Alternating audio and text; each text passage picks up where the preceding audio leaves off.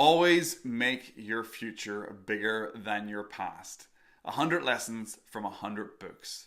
This lesson in particular comes from Dan Sullivan and the book The Laws of Lifetime Growth. I've heard Dan talk about this idea not only in his books but also in a number of podcasts.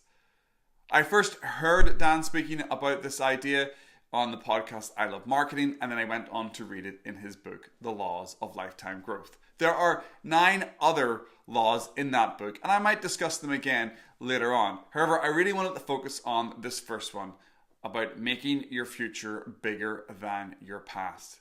If you just sit back for a second and let that sink in, it is possibly one of the best pieces of advice you could give to anybody, or the best piece of advice you could actually listen and take in yourself. Always making your future bigger than your past. Making sure that your big milestones and the big things that you want to be remembered for, or the big things that you want to do, are in your future. Many of us may look back at a certain time period of our lives, high school, mid-20s, early 30s. That's pretty much all my past. And you might think about a certain time when that was your peak. And you might have had some good moments. And I might have suffered from that a little bit, looking back at maybe my mid-20s for energy and what I was doing with rose-tinted glasses. Or maybe I'll look at my mid-30s, or wherever I was looking at. I want to make sure that I'm not looking back at rose-tinted glasses thinking that was my peak. The idea here about always making your future bigger than your past really inspires me. It fills me full of hope. It fills me full with the idea that, yeah, I can actually do that. There are things that I still want to achieve. There's milestones that I want to surpass. And I definitely think my future will be bigger.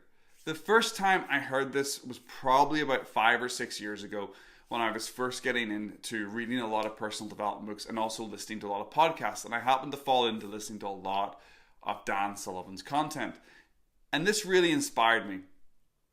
And it inspired me because I maybe thought that my opportunities to be at my peak might have passed me. We live in a world where famous people or talented sports people or talented artists tend to see success in their younger years, in their 20s, especially if you're a sports person. Maybe when you're a performing artist or an actor, you're in your late 20s or early 20s or possibly in your early 30s. If you think about the cast of some of the large Hollywood blockbusters right now, the majority of those actors are probably aged between mid-20s to mid-30s, with the odd person in their 40s and beyond in those big blockbuster movies. So the way that society and the way that fame reflects back on us when we're in our late 20s or we're in our 30s and we're not maybe the CEO or the director or a high-level manager within the organizations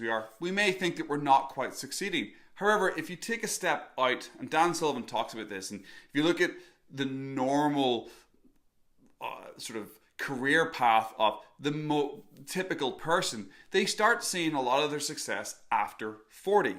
After 45, possibly into their 50s, especially if you're working within a corporate or bureaucratic system. Typically, a lot of time and a lot of effort and a lot of learning goes in for you to build that trust within those organizations and for them to give you those big, important roles.